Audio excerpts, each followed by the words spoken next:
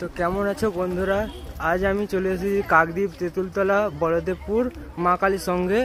এখানে দেখলাম আজকের এই সুবল বাবু কিছু নতুন কাজ করে দেখাতে চেয়েছে ওনার এই ছোট্ট ছোট্ট ছাত্রছাত্রীদের নিয়ে। দেখুন তো এগুলো একবার। তারপরে আমি আসছি সুবল বাবুর কাছে। প্রথমেই ভিডিওগুলো বা ছবিগুলো দেখিয়ে দিচ্ছি ওনারা কেমন কী কাজ করেছে দেখানোর সময়। এবার আসবো সুবল বাবুর কাছে। সুবল বাবু, আপনি আজকে এখানে কি উদ্দেশ্যে এসেছিলেন একটু বলুন। নমস্কার আপনাদের সবাইকে, শুভ দীপাবলির অনেক অনেক শুভেচ্ছা, ভালোবাসা, অভিনন্দন।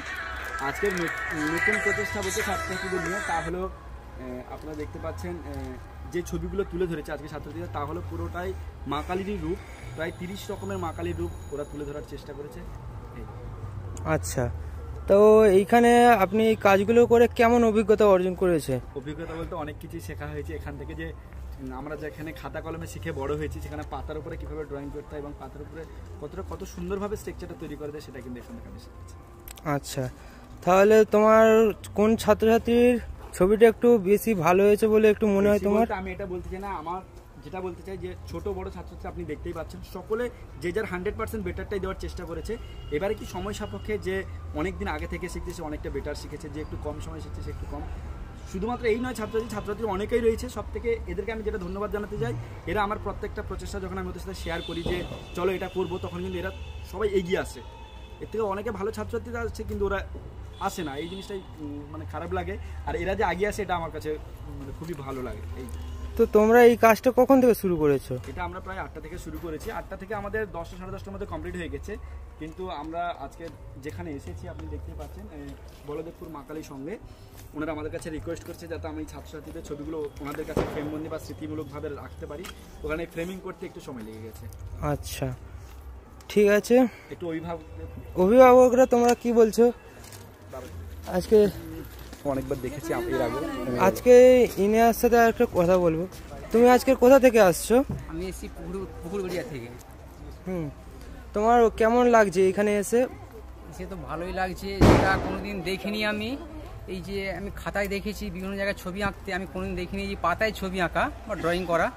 এটা দেখে খুব ভালো লাগছে আর সুন্দর লাগছে। অনেকে ছোট আছে বড় আছে, ছবিটা খুবই সুন্দর হয়েছে।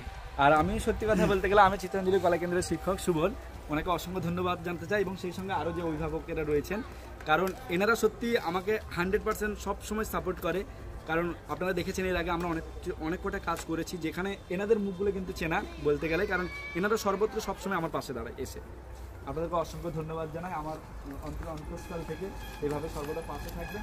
আমি চেষ্টা করি নতুনত্ব কিছু করার ছাত্রছাত্রীদের নিয়ে, এটাই। আর আপনারা পাশে থাকলে এর থেকে আরও অনেক কিছু ভালো করার চেষ্টা করি।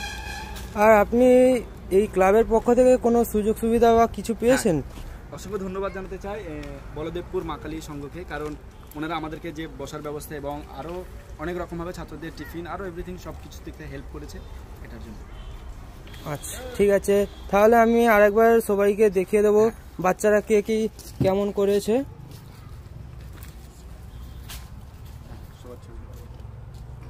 তোমার নাম কি বলো তো?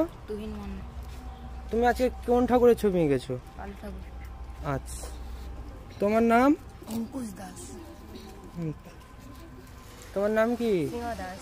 তোমার বাড়ি? আমার বাড়ি তিলকচন্দ্রপুর, কাকদ্বীপ। একটা এমনি ভিডিও তাহলে